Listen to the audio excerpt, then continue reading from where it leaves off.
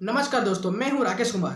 दोस्तों, 24 मई 2021 में डॉक्टर विष्णुप्रसाद चौधरी और उनके साथ मिल करके 160 डॉक्टर्स जो हमारे देश के बहुत ही जाने माने डॉक्टर हैं, उनमें से कई तो एमडी हैं, पीएचडी किए हुए हैं, एमबीबीएस हैं, चेस्ट स्पेशलिस्ट हैं, सीनियर पैथोलॉजी हैं और बहुत सारे डॉक्टर्स, बहुत सारे बड़े बड़े डिग्री वाले डॉक्टर भी उनमें शामिल हैं, जो एक ओपन लेटर लिखे हैं हमारे प्रधानमंत्री को। जी हाँ, और उसका कॉपी को हर एक लोगों तक पहुंचाया जा रहा है बाय ईमेल के थ्रू, व्हाट्सएप के द्वारा, एसएमएस के द्वारा, जिनमें से हैं हेल्थ मिनिस्टर, आयुष मिनिस्टर, हर एक स्टेट के चीफ मिनिस्टर को, डिस्ट्रिक्ट के मजिस्ट्रेट को, जितने भी एमपीज हैं सभी को, एमएलएस को, इन सभी को उसका कॉपी भेजा जा रहा है।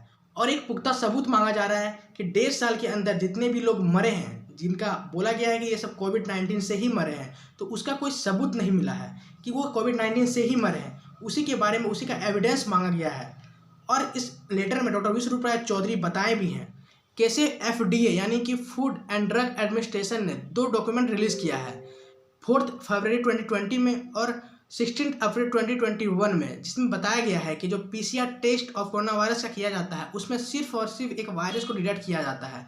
यानी कि अगर सिंपल भाषा में कहा जाए तो अगर आपके बॉडी में कोई भी वायरस रहे या फिर किसी भी वायरस से आपका फीवर बढ़ रहा है या फिर कोई सिम्टम आ रहा है, तो वो सिर्फ और सिर्फ वो वायरस को डिटेक्ट करता है। ये सिर्फ कोरोना वायरस को डिटेक्ट नहीं कर पाता है।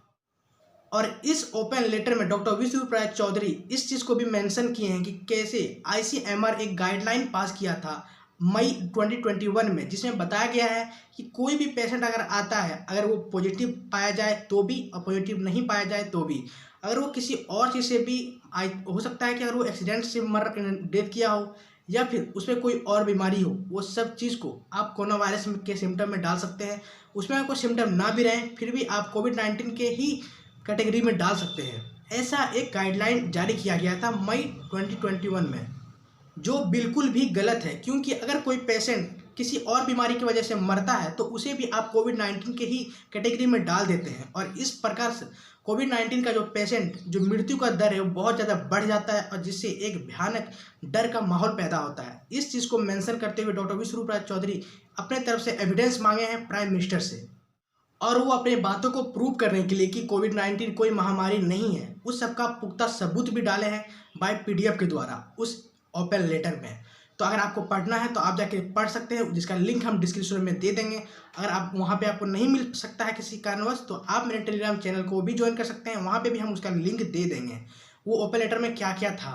और दोस्तों, डॉक्टर विष्णुप्रसाद चौधरी और हमारे देश के पूरे 160 डॉक्टर मिल करके प्रधानमंत्री से अपील किए हैं कि ये जो लॉकडाउन है, ये सिर्फ और सिर्फ भूखमरी का शिकार बन रहा है।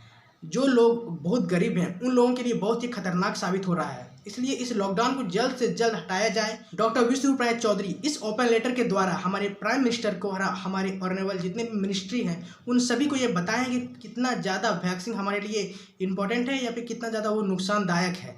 वो सब का डिटेल वो ओपन लेटर के द्वारा उन्हें बताया है। जो वैक्सीन दिया जा रहा है लोगों को, उसके कारण कितने लोगों का डेथ हुआ है और क्यों ऐसा किया जा रहा है, उसके बारे में वो एविडेंस भी मांगे हैं कि ऐसा क्यों किया जा रहा है। इस चीज़ को यहीं पे रोक देने के लिए बोला जा रहा है। और बहुत सारे एविडेंस के साथ डॉक्टर विष्णुप्रसाद चौधरी और हमारे देश के 160 डॉक्टर्स प्रधानमंत्री को ये ओपन लेटर लिखे हैं। अब पता नहीं इसका रिजल्ट क्या होगा, क्या डॉक्टर विष्णुप्रसाद चौधरी की बात सुनकर हमारे प्रधानमंत्री कुछ रिप्लाई करते हैं या फिर ऐसे ही जैसा चल रहा है वो चलता रहेगा। दोस्तों, आप लोग कमेंट करके जरूर बताइएगा और इस पीडीएफ को, इस लेटर को आप लोग जरूर पढ़िएगा। शायद इसमें आप लोगों को भी कुछ समझ में आए कि आखिर क्या हो रहा है हमारे देश में। और दोस्तों, अगर कुछ बात करना है या फिर कुछ और जानकारी पाना है तो आप मेरे चैनल को सब्सक्राइब भी कर सकते हैं ऐसे ही वीडियोज़ के लिए। दोस्तों, अगर ये वीडियो पसंद आया तो इस वीडियो को एक लाइक जरूर करें और इस वीडियो को ज़्यादा से ज़्यादा शेयर करें। तो चलिए दोस्तों, मिलते हैं एक ऐसे ही ट्रूथ के साथ अगले वीडियो में। तब तक के लिए धन्यवाद।